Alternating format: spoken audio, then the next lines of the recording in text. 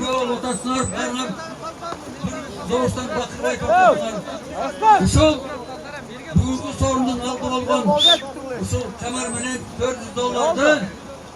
Şu Joğrali gibi, tapsıralı, benim su sana buyursun.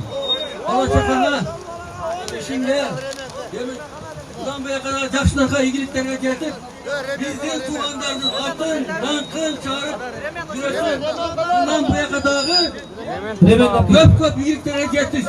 Geçen karşısında balkanı mutlu dinip, suyunu koyun otağız. Hazır mı lan bugün dağı? Birinci sorun dinim sana veri otağız. At gelgine. Remende at gelgine, remende. Kurgaya at gelgine. Gene at gelgine. $400. Murat Özbay işte adından.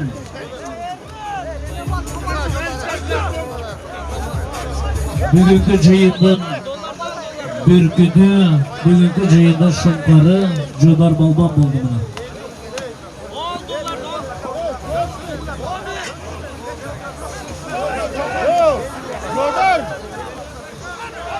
Cudar at kimdiki?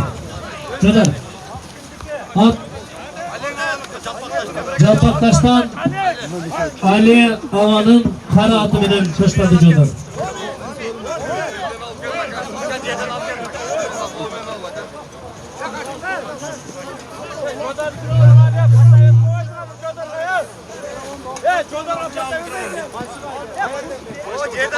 Mikrofon altı var.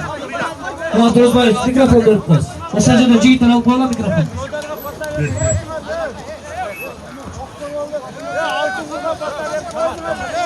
Bayış Niyazov Mırza, Kırgız'dan Dağır Saymak'ta oldu. Gece Karasu'da ötkün, çoğun alamanlıkta kvartira kataşlarında unuttuk. Hoş geldiniz.